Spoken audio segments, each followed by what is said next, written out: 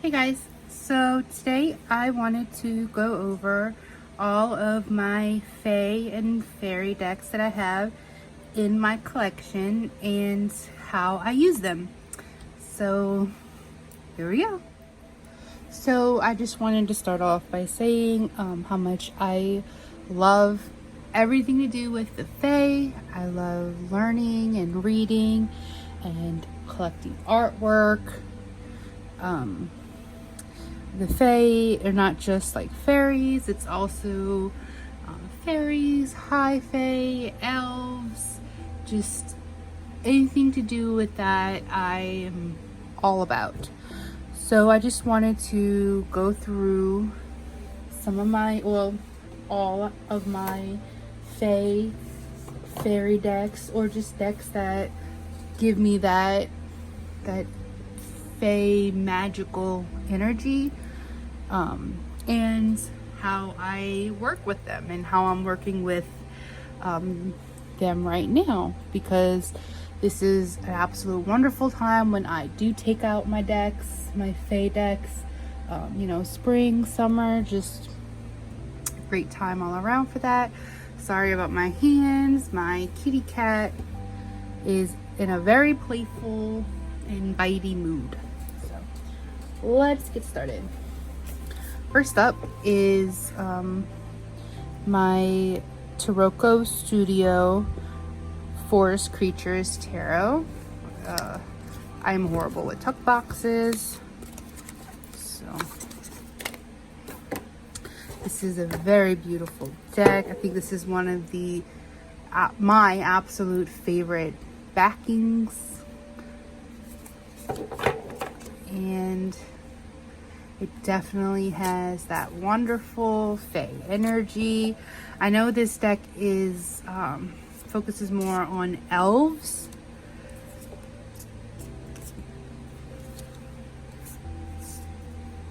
I really love this deck. My only complaint is that it's just not very diverse, especially body diversity. But it's a very beautiful deck. The artwork, of course, the colors, just absolutely wonderful. Look at that Knight of Wands in action, ready, pointing that arrow, locking eyes on what he wants, and is about to just take it out. Love it.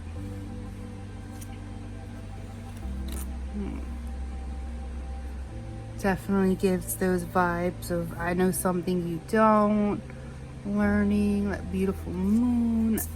Yeah, this deck is so magical and such a wonderful deck to work with, especially in the spring. Absolutely beautiful.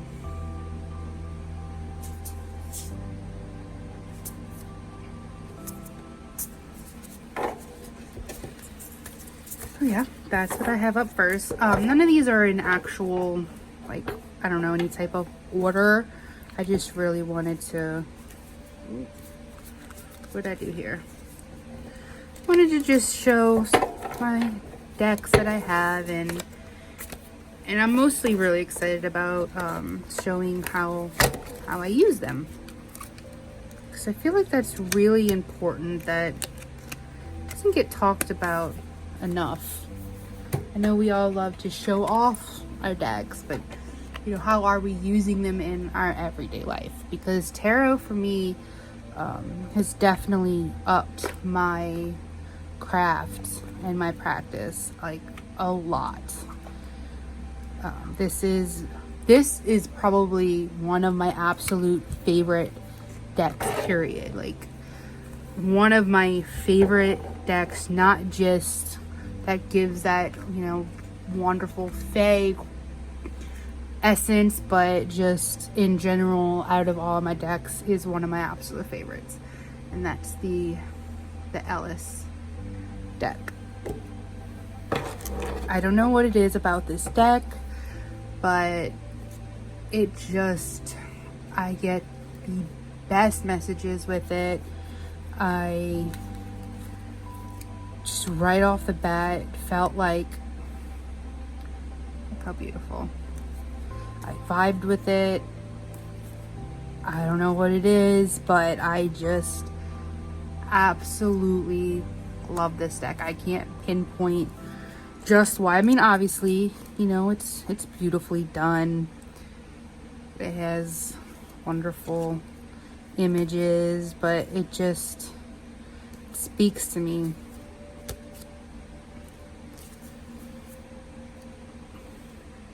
That beautiful Five of Cups.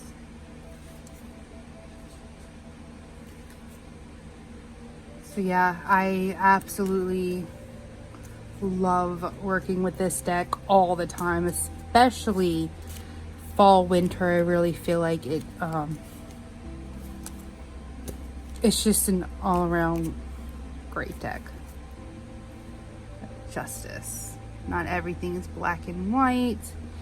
There's some gray. Ugh, it's wonderful. I mean, look at that Hermit. Oh, I can't even. I love it.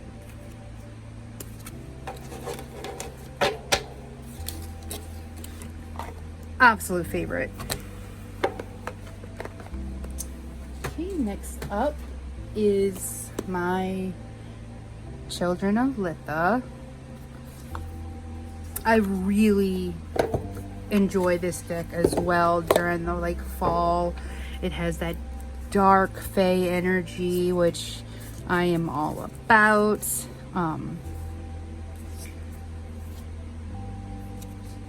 I feel like I don't gravitate towards this deck just because it's not very easy to shuffle.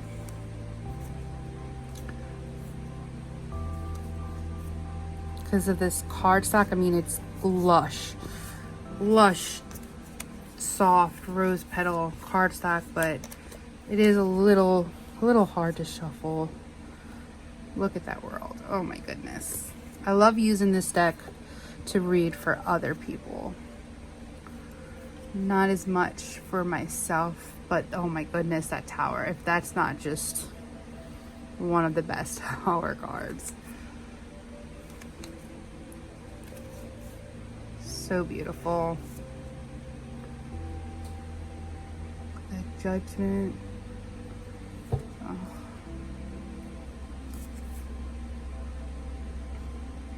Probably one of the coolest Wheel of Fortune. The wheel. This is wonderful. But yeah, it's very thick cardstock, so it's not as easy to shuffle. Came out with a Chariot. Oh, and oh, 9, I think, the 9 of Swords. Yeah, sorry, looking through the lens is hard. So yeah, absolutely beautiful.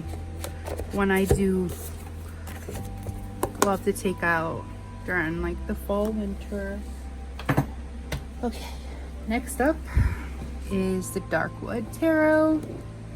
This isn't just one that works so great, especially for like shadow work, but this is one of the greatest books I feel like I have in my collection for shadow self and shadow work, because each card has a shadow meaning, and it definitely is one to work with for you, just because it's very powerful in that and gives great readings. The cardstock's not the best, but the artwork definitely makes up for it. Is that not a cool 3 of Swords? Got Spider.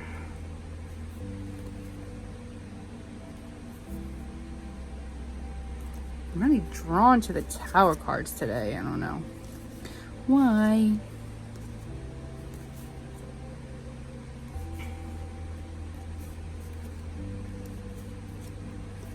Yeah, I very much love this deck. Again, I said in the beginning, you know, spring, summer, but I feel like now that I'm going through, I work with a lot of these either all year or more in the fall, winter. But I mean, it doesn't matter. You can use any deck at any time. I just find myself drawn to certain decks at certain times. Yep, that is the Dark Lord Tarot. Gorgeous.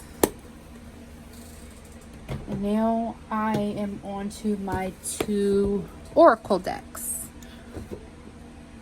I was absolutely so excited to find this Oracle deck. I am a huge fan of Amy Brown and her artwork. I had so much of her artwork when I was younger, a teenager. I did, of course, lose it all in Hurricane Katrina, but I do still have a few pieces I might show after. So when I found out that her and her mom made an Oracle deck, I was so excited.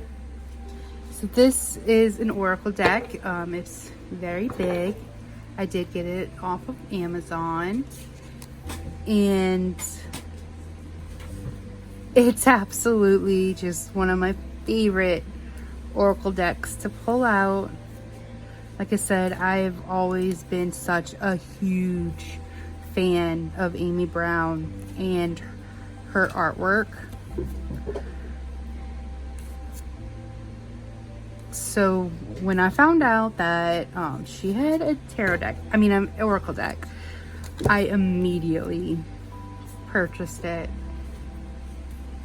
And I had such a wonderful time sharing the deck with my grandmother, because my grandmother was the one who would buy me a lot of her artwork when I was younger. That, like I said, I did lose it all in Hurricane Katrina, but now I have little pieces of artwork that I can look at and enjoy every day. So this is just absolutely great.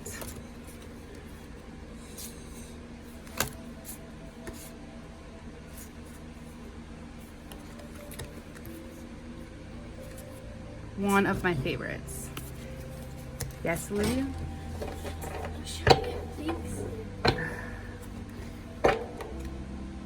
So that's the Fairy Wisdom Oracle, artwork by Amy Brown and written by Nancy Brown, which like I said, I believe is her mom. So in each card, I love that, has a little chant and, you know, a little like attitude, you know, make faces at yourself in the mirror today. Just so great to work with, especially just like pull a card in the morning, take a look at the chants, you know, and try to just invoke that energy for the day.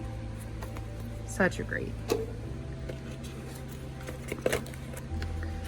deck. One of my favorite oracles. I don't have too many oracle decks, but I kind of like it that way because it really makes me use them. So the last oracle deck I'm gonna end this with is the Fairies Oracle by Brian Froud. And this is one I got more recently. I'm still learning with it. I'm not sure how I feel about it yet.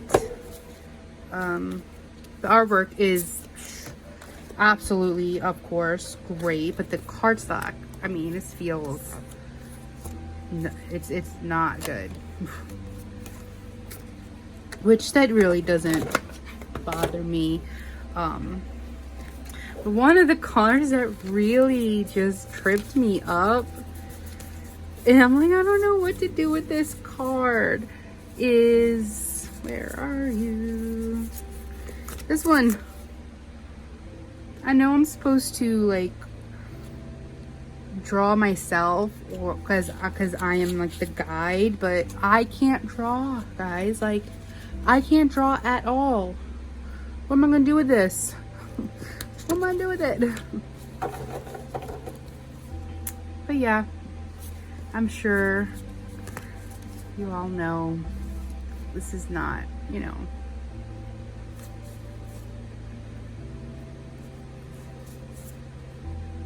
a new deck or anything, but oh gosh, is that not the cutest? The book I'm really enjoying though. I just love that. I love the artwork though, so I really can't wait to get more into and work with it. I just got it for my birthday, so I'm really excited, and I've only just like begun going through. Look how amazing this guidebook is though. I mean, there's some wonderful things to work with in here, so I am super excited. I just need to figure out what I'm gonna do with that blank card. I love to make sigils, so maybe I'll make a sigil that represents myself.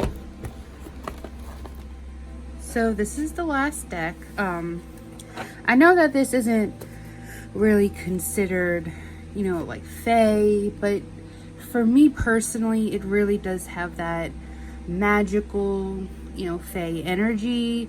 When I say that, like, Fae energy, I really mean that earthy, you know, grounding energy, because that's really how I use these decks, is to help with like grounding and getting into just into the deep of it, to the dirt of it, you know, the gritty. And I really feel like this deck does that very well. It's become one of my absolute fast favorite decks. I've not had this deck that long, but I reach for it all the time, and it absolutely feels magical when you're holding it, when you're working with it. And it's, I'm sorry, I didn't even say, it's the Tarot of the Abyss by Tourian. I never thought I would be just so enamored with a black and white deck before, but yeah, this deck is just absolutely powerful. I mean, look, it's like maybe a little pixie, you know, snakes. And Fae, like I said, you know, it's not just fairies and elves. For me, Fae can also be, gosh, anything really, you know, magical. For me, you can consider a Fae, you know, harpies and catbirds, mermaids, although I really wouldn't put mermaids in this category for myself, because I'm really just talking about earthy feeling decks, you know, druids and centaurs. So yeah, this is the Tarot of the Abyss, and this is the last deck that I have that I feel like fits with this energy. So I'm actually gonna use this deck to show you. I just picked two of my spreads that I use, you know. So I just have a notebook. I think I got it off of Owl Crate. Yep, see, Owl Crate. And I like to put, let's see if I can pull this up, just make, you know, tarot spreads. Tighten. Okay, let's see. So this is one, it's my grounding spread. I just really sat and thought, you know, what do I need to know? What do I need to help? And I just drew, you know, sigils that I felt came to me. I absolutely love drawing sigils. I think that's probably one of the first magical things I ever did, even as a young child, drawing on corners of my sheets at school and just symbols. And so yeah, it was always one of my favorites. So here's one of the spreads. You know, what do I need to release? Number one, how will that help to ground me? What is standing in my way? And advice on staying grounded, on keeping focused, you know. So yeah, let me get to my favorite one. And I will show you what I mean. So this is the Into the Woods spread that I think I found once on like Pinterest or something, but I think it was like 7 or 8 cards, and it just seemed too much, and so I kind of rewrote it the way I wanted. And so it's called Into the Woods, and then the first card would be the start of my journey. So where should I begin, you know? Number 2, the fork in the road. So what path should I take? Number 3, the vibe of the woods. What energy is surrounding me? Number 4, making my way out of the woods. What wisdom should I, you know, take with me? And number 5, at the edge of the woods. What do I need to leave behind? What do I need to let go of? So I guess to give an example, you know, I would shuffle my deck.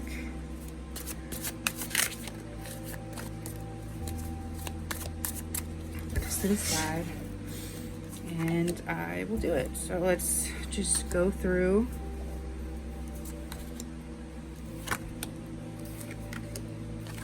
Okay, let's see if I can rework this so I can get it all in.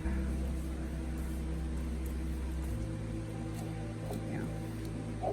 Just move this out the way. I did not think this through before starting. That's okay. We're doing it together. All right, so we have the 6 of Wands, the 8 of Swords, the Tower, the Page of Wands, and the Empress. So I would read this as in like, where should I start? You know, 6 of Wands. The fork in the road. What path should I take? 8 of Swords. The Tower. What energy surrounds me? Page of Wands would be making my way out. What do I need to take with me? And Empress, as in, you know, what should I leave behind? So I would really sit with these cards and I would just think about it. And even maybe take a look at the guidebook, which this guidebook is absolutely wonderful. So, you know, if I'm starting my journey and where should I start? Look at that, 6 of Wands. So it even says it symbolizes praise and recognition. So where am I getting that praise and recognition in my life? Am I getting any praise? Do I feel like I don't deserve it? Which of course, you know, everybody has that kind of feeling. Am I getting that at work? Who knows, you know? But so yeah, I would think about that. Should I be thinking about what's going on at work? Is that, you know, blocking me? And then so like the 8 of Swords with the, you know, what path should I take, which is crazy to think where should I start with the Eight of Swords? Because the Eight of Swords is really all about feeling stuck, feeling like you don't have a choice. So, is something in my life making me feel like, I'm bound, I'm restricted, and let's see what even the deck, says that all you have to do is remove the blindfold and choose to step out of a situation. So I can really, use that and that energy, and with the tower of the energy surrounding me, that chaos, the crumbling foundation.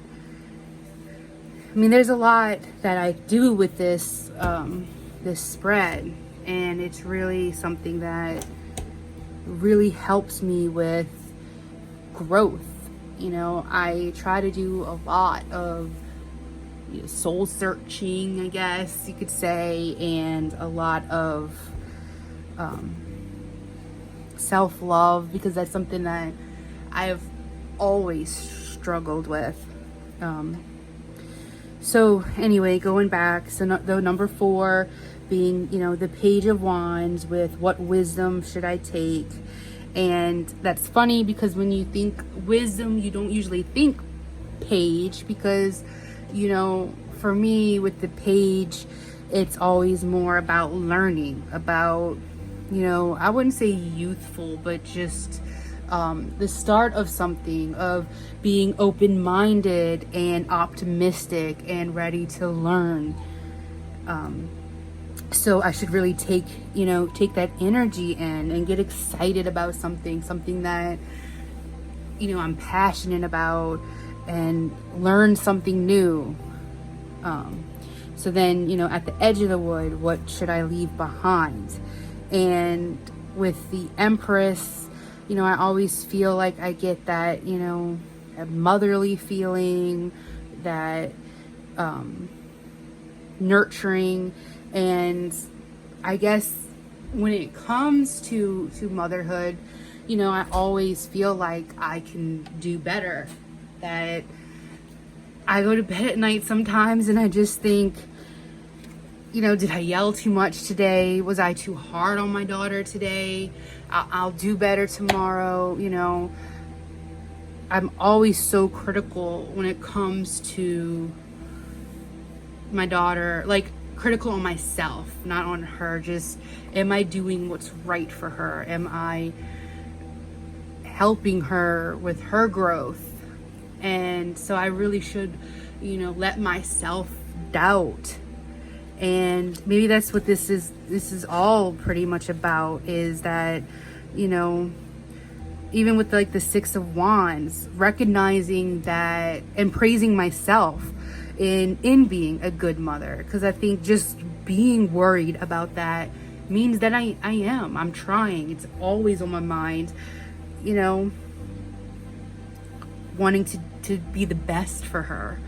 But what is that best? Everybody has their own version of what is best, and at the end of the day, you can only give what you can give, and you shouldn't judge other people or put so much pressure on yourself. And so I really feel like that's what this spread is trying to tell me, to learn with her, maybe teach her how to do something that I love, or that we could learn to do something together. So I really could just focus on that, and that's how I would be able to just stay in the here and stay in the now. Stop worrying about what's going on at work and what's worrying about stuff that doesn't matter, because I feel like this spread is just telling me she matters, and that's where I need to focus. So yeah, that's how I use my decks.